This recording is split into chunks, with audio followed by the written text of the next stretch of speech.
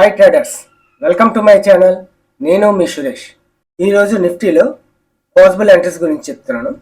Market ఈరోజు gap అప్తో open అయింది. Open అయిన తర్వాత మార్కెట్ అన్నది అప్ మూవ్ ఇచ్చింది. అప్ మూవ్ ఇచ్చి మళ్ళీ డౌన్కి రిజెక్షన్స్తో రెడ్ క్యాండిల్తోనే క్లోజ్ అయ్యింది. అని అంటే ఇక్కడ ఈ ఏరియా దగ్గర నుంచి మనకి రిజెక్షన్స్ వచ్చి ఇలాగా రెడ్ క్యాండిల్తో క్లోజ్ అయింది. కాబట్టి మనం ఇక్కడ ఏం చేయాలంటే ఈ విక్ దగ్గర మనం ఒక లైన్ కానీ గీసుకున్నాం అనుకోండి, ఇది రెసిస్టెన్స్ లెవెల్ అవుతుంది. ఎందుకంటే మార్కెట్ ఫస్ట్ గ్రీన్ క్యాండిల్తోనే పైకి వెళ్ళింది. స్టార్ట్ అవడంతో పైకి వెళ్ళి ఈ ఏరియా దగ్గర నుంచి రిజెక్షన్స్తో రెడ్ క్యాండిల్తో క్లోజ్ అయింది. కాబట్టి ఇది ఒక రెసిస్టెన్స్ ఏరియా అవుతుంది. ఇప్పుడు మార్కెట్ కిందకు వచ్చిన తర్వాత ఒక్కొక్క క్యాండిల్తోనే అలాగా అప్ మూవ్ ఇస్తూ ఈ రెసిస్టెన్స్ లెవెల్ని బ్రేక్ చేసింది. ఎప్పుడైతే రెసిస్టెన్స్ లెవెల్ని బ్రేక్ చేసిందో ఇది సపోర్ట్ కింద అయిపోద్ది అనమాట. ఆల్రెడీ నేను ప్రీవియస్ క్లాసుల్లో సపోర్ట్ అండ్ రెసిస్టెన్స్ గురించి చెప్పాను. ఆ వీడియో కానీ చూడకపోతే మీరు ఒకసారి అబ్జర్వ్ చేయండి. సపోర్ట్ అండ్ రెసిస్టెన్స్ గురించి తెలిస్తే నో ప్రాబ్లం, తెలియని వాళ్ళు ఎవరైనా ఉంటే ఒకసారి ఆ వీడియో చూడండి. అది కూడా నేను ఒక చార్ట్ చూపిస్తున్నాను. ఇది సపోర్ట్ అండ్ రెసిస్టెన్స్.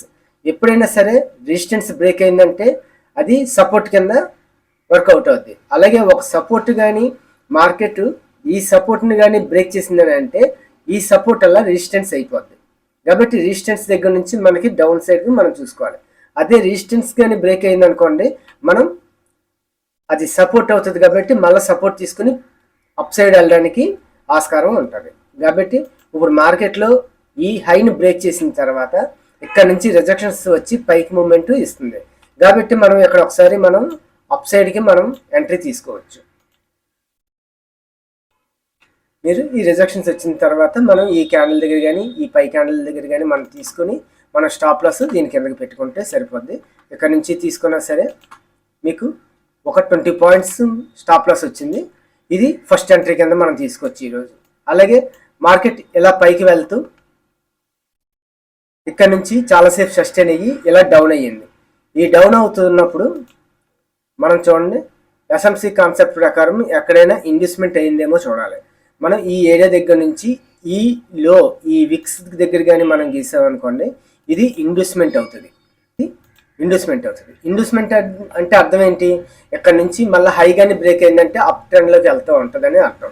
అయితే ఇన్వెస్ట్మెంట్ అయిన తర్వాత ఎక్కడైతే మనకి imbalance, order flow, order blocks ఏమైనా ఉన్నాయేమో చూడాలి. అంటే ఇన్వెస్ట్మెంట్ అయిన తర్వాత నెక్స్ట్ లోలో మనకి ఇక్కడ ఆర్డర్ ఫ్లో ఉంది చూడండి. ఇది ఆర్డర్ ఫ్లో. ఆర్డర్ ఫ్లో అంటే లాస్ట్ సెల్లింగ్ ప్రెజర్. అంటే అప్ ట్రెండ్లో ఇలాగ వెళ్తున్నప్పుడు మనకి ఈ మధ్యలో ఒక స్వింగ్ కింద వచ్చింది. ఇక్కడ ఏమవుతుంది అంటే ఇది లాస్ట్ సెల్లింగ్ ప్రెజర్. అంటే ఈ రెడ్ క్యాండిల్ నుంచి ఈ లో వరకు కానీ లైన్ తీసుకున్నాం అనుకోండి, ఇది ఆర్డర్ ఫ్లో అవుతుంది అనమాట.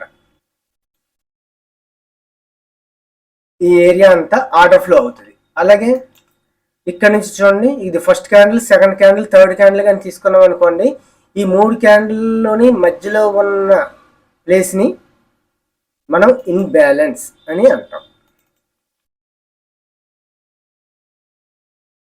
ఇది ఇన్బ్యాలెన్స్, ఇది ఆర్డర్ ఫ్లో. అంటే మార్కెట్ ఎక్కడి నుంచి అయినా రిజెక్షన్ అవ్వచ్చు, లేదంటే ఈ డౌన్ కన్నా వచ్చి రిజెక్షన్స్ అవ్వచ్చు. అయితే మనకి ఇన్వెస్ట్మెంట్ అయిన తర్వాత మనకి ఇన్బ్యాలెన్స్ దగ్గర నుంచి రిజెక్షన్స్ వస్తున్నాయి. కాబట్టి ఇక్కడ ఎంగల్ఫింగ్ ప్యాటర్న్ వచ్చింది. ఈ ప్యాటర్న్ పైన మనం ఎంట్రీ పెట్టుకుంటే మనకి ఈ కిందకి స్టాప్ లాస్ పెట్టుకోవచ్చు. కాబట్టి ఇక్కడ ఒకసారి మనం అప్ సైడ్కి ఎంట్రీ ప్లాన్ చేయొచ్చు. ఇక్కడ నుంచి ఎంట్రీ తీసుకుంటే నెక్స్ట్ మూవ్ పైకి వెళ్ళండి. ఇలా వెళ్తున్నప్పుడు ఇన్వెస్ట్మెంట్ అయిన తర్వాత ఈ హైని కానీ బ్రేక్ చేస్తే ఏమని చెప్పాను, దాన్ని బాస్ అని అంటారు. మీకు ఈ వీడియో కూడా అంటే ఎస్ఎంసి కాన్సెప్ట్ గురించి నా ప్రీవియస్ వీడియోలో చేశాను బ్యాంక్ నిఫ్టీ మీద. అందులో చూస్తే మార్కెట్ స్ట్రక్చర్ గురించి చెప్పాను. ఇన్వెస్ట్మెంట్ ఎప్పుడు అవుతుంది, బాస్ ఎప్పుడు అవుతుంది అనేది. ఇప్పుడు చూడండి, ఇది ఇన్వెస్ట్మెంట్ అయింది, ఇది బాస్ అయింది. అంటే బాస్ అయిందంటే అర్థం ఏంటి? మార్కెట్ అనేది అప్ సైడ్ ఉన్నది అని అర్థం దీనికి. సో ఇప్పుడు మార్కెట్ అనేది అప్ మూవ్ ఇచ్చింది.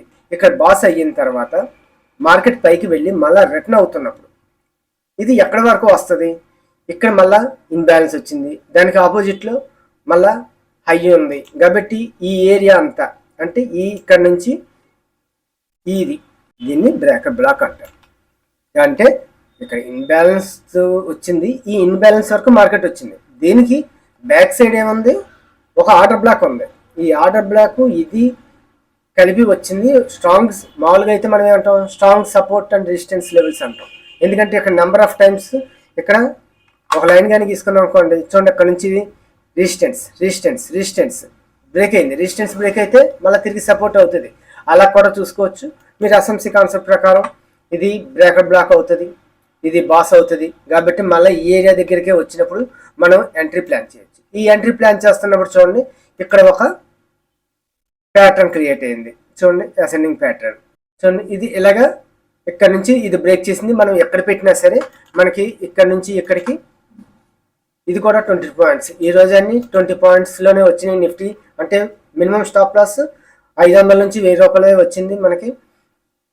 ఇప్పుడు ఇక్కడ ఎంట్రీ కూడా మూడో ఎంట్రీ మనం ఇక్కడ ప్లాన్ చేయొచ్చు. చేసామనుకోండి మార్కెట్ అనేది ఇక్కడ నుంచి పైకి వెళ్ళింది. ఇప్పుడు ఇది కూడా అంతే. ఇప్పుడు ఇది ఇండ్యూస్మెంట్ అవుతుంది, ఇది ఇండ్యూస్మెంట్. అలాగే మార్కెట్ హైన్ బ్రేక్ చేస్తే ఏమని చెప్పాను, బాస్ అవుతుంది. సరే ఇండ్యూస్మెంట్, ఇది బాస్. మళ్ళీ బాస్ ఏంటంటే మళ్ళీ నెక్స్ట్ మూవ్ పైకి వెళ్తుంది. చూడండి పైకి వెళ్తూ వెళ్తూ ఇంతవరకు వెళ్ళిపోయింది. అంటే మనకి ఇక్కడ 3 ఎంట్రీస్ వచ్చినాయి ఈరోజు. అంటే ఫస్ట్ ఎంట్రీ తీసుకున్న వాళ్ళు హోల్డ్ చేసినా పర్వాలేదు, లేదు అక్కడ పైకి వెళ్ళిన తర్వాత తీసేసి మళ్ళీ రెండో ఎంట్రీ వచ్చినప్పుడు తీసుకోవచ్చు, మూడో ఎంట్రీ వచ్చినప్పుడు తీసుకోవచ్చు. అంటే 3 ట్రిపుల్ కింద తీసుకోవచ్చు, ప్రాబ్లం లేదు. ఇక్కడ నుంచి ఒకసారిగా డౌన్ఫాల్ అయిపోయింది. నాకైతే ఇక్కడ అంత తెలియలేదు. అయితే హై చూసుకున్నాను, ఈ హై దగ్గర ఏమైనా ఉన్నాయేమో అనేసి చూసుకున్నాను. అయితే స్ట్రాంగ్ రెసిస్టెన్స్ ఉంది. ఆ హై దగ్గర లైన్ పెట్టి ఇక్కడ చూస్తే ఇక్కడ చాలాసార్లు రిజెక్షన్స్ అయింది. కాబట్టి ఇది స్ట్రాంగ్ రెసిస్టెన్స్ లెవెల్ ఉందని నాకు తెలిసింది. అయితే ఇక్కడ ప్యాటర్న్స్ అయితే నాకేమీ రాలేదు, దానివల్ల నేను దీన్ని ఐడెంటిఫికేషన్ చేయలేకపోయాను. దాని తర్వాత ఇది ఒకటే కాకుండా ఇంకేమైనా ఉన్నాయేమో అని చూసిన తర్వాత నాకు ఒక ప్యాటర్న్ వచ్చింది. ఆ ప్యాటర్న్ ఎలాగంటే, మనం ఈ లో దగ్గర నుంచి ఈ లోని కలుపుకుంటూ ఒక లైన్ తీసుకున్నాం అనుకోండి,